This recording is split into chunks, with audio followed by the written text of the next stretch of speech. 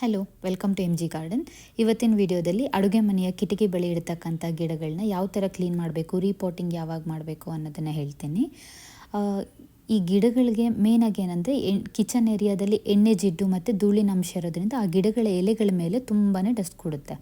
ಅದನ್ನು ರೆಗ್ಯುಲರ್ ಆಗಿ ಕ್ಲೀನ್ ಮಾಡೋದು, ಕೇರ್ ತೊಗೊಳ್ಳೋದು ತುಂಬಾ ಅಗತ್ಯ. ಆ ಎಲೆಗಳನ್ನ ಯಾವ ಥರ ಕ್ಲೀನ್ ಮಾಡ್ಕೋಬೋದು ಅಂದರೆ, ಒಂದು ಸಾಫ್ಟ್ ಕ್ಲಾತ್ ಅಥವಾ ಸ್ಪಾಂಜ್ಗೆ ನೀರು ತೊಗೊಂಡು ಲೈಟಾಗಿ ಅದನ್ನು ಜೆಂಟಲಾಗಿ ವೈಪ್ ಮಾಡ್ಕೋಬೇಕು. ಅದರಿಂದ ಗಿಡಗಳಿಗೆ ಏರಿಯೇಷನ್ ಕ್ರಿಯೇಟ್ ಆಗುತ್ತೆ, ಉಸಿರಾಡೋದಕ್ಕೆ ತುಂಬಾ ಹೆಲ್ಪ್ ಆಗುತ್ತೆ. ಇದರಿಂದ ಲೈಟ್ ಅಬ್ಸಾರ್ಪ್ಷನ್ ಕೂಡ ಇಂಪ್ರೂವ್ ಆಗುತ್ತೆ. ಈ ಯಾವಾಗ ರಿಪೋರ್ಟ್ ಮಾಡಬೇಕು ಈ ಗಿಡಗಳನ್ನ ಅಂತ ಡೌಟ್ ಇದ್ದಾಗ, ಈ ಗಿಡಗಳ ಬೇರು ಪಾಟ್ನಿಂದ ಹೊರಗಡೆ ಬರ್ತಿದ್ರೆ ಅಥವಾ ಸಾಯಿಲ್ ಹಾರ್ಡ್ ಆಗಿದ್ದರೆ ಅದು ರೀಪೋಟಿಂಗ್ ಟೈಮ್ ಅಂತ ಅರ್ಥ.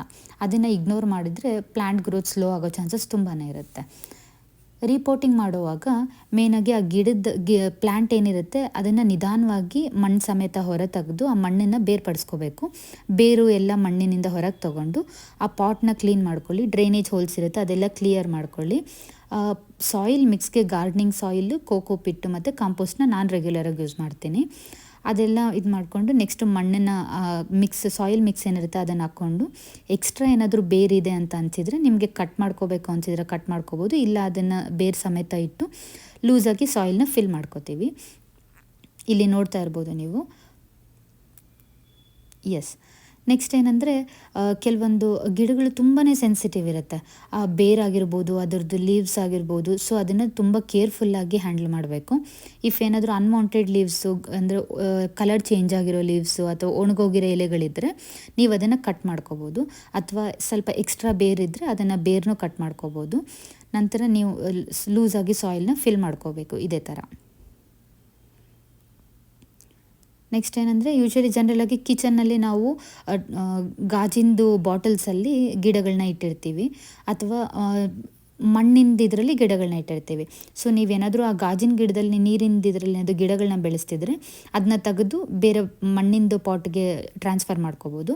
ಅಥವಾ ಇಫ್ ಏನಾದರೂ ಮಣ್ಣಲ್ಲಿ ಬೆಳೆಸಿರ್ತಕ್ಕಂಥ ಗಿಡಗಳೇನಾದರೂ ತುಂಬಾ ಗ್ರೋ ಆಗಿದ್ದರೆ ಅದನ್ನು ನೀವು ರಿಮೂವ್ ಮಾಡಿಕೊಂಡು ಬೇರೆ ಚಿಕ್ಕದೊಂದು ಅದರದ್ದು ಕಟ್ಟಿಂಗ್ಸ್ ತೊಗೊಂಡು ಬೇರೆ ಮತ್ತೆ ನೀರು ಇರ್ತಕ್ಕಂಥ ಬಾಟಲಲ್ಲಿ ನೀವು ಅದನ್ನ ಮತ್ತೆ ಪ್ರೊಪಗೇಟ್ ಮಾಡಿ ಬೆಳೆಸ್ಕೋಬೋದು. ಅಥವಾ ಚಿಕ್ಕ ಪಾಟ್ಗೂ ಕೂಡ ನೀವು ಅದನ್ನ ಬೆಳೆಸ್ಬೋದು.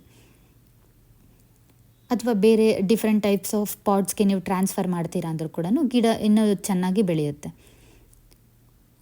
ಇಲ್ಲಿ ನೋಡ್ತಾ ಇರ್ಬೋದು, ನಾನು ಎಕ್ಸ್ಟ್ರಾ ರೂಟ್ಸ್ ಇರೋದನ್ನೆಲ್ಲ ಕಟ್ ಮಾಡಿ ನಂತರ ಅದನ್ನು ಸಾಯಿಲ್ ಫಿಲ್ ಮಾಡ್ತಿದ್ದೀನಿ. ಇನ್ನೊಂದೇನೆಂದರೆ, ಈ ಓವರ್ ಗ್ರೋನ್ ಪ್ಲ್ಯಾಂಟ್ಸಲ್ಲಿ ಸ್ವಲ್ಪ ಏನಾಗುತ್ತೆ ಅಂದರೆ ನಾವು ಸಪೋರ್ಟ್ ಕೊಡಬೇಕಾಗುತ್ತೆ. ಇದು ಮನಿ ಪ್ಲ್ಯಾಂಟ್ ಆಗಿರೋದ್ರಿಂದ ಇದು ತುಂಬಾ ಬೇಗ ಬೆಳ್ಕೊಳ್ಳುತ್ತೆ. ಸೊ ನಾನು ಅದಕ್ಕೆ ಸ್ವಲ್ಪ ಸಪೋರ್ಟಿವ್ ಆಗಿ ಒಂದು ಟೂತ್ ಪಿಕ್ನ ಕಡ್ಡಿನ ಕಟ್ ಮಾಡಿಕೊಂಡು ಅಲ್ಲಿ ಸ್ವಲ್ಪ ಮಣ್ಣಿಟ್ಟು ಅದಕ್ಕೆ ಸಪೋರ್ಟಿವ್ ಆಗಿ ಹಿಂಗೆ ಪಿನ್ ಥರ ಚುಚ್ತಾ ಇದ್ದೀನಿ.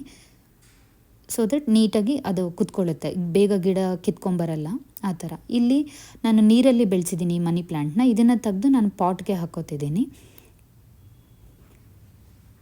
ಎಕ್ಸ್ಟ್ರಾ ಬೇರೇನಿದೆ ಅದನ್ನೆಲ್ಲ ಕಟ್ ಮಾಡಿಕೊಂಡು ಸಪ್ರೇಟ್ ಮಾಡಿಕೊಂಡು ಬೇರುಗಳನ್ನ ಅದನ್ನ ರೀಪೋರ್ಟ್ ಮಾಡ್ಕೋತಿದ್ದೀನಿ.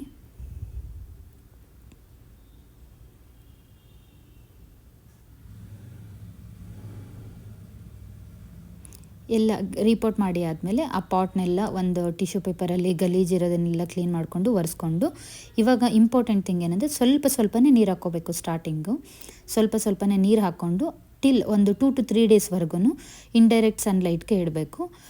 ಡೈರೆಕ್ಟ್ ಸನ್ಲೈಟಿಗೆ ಇಡಬಾರ್ದು.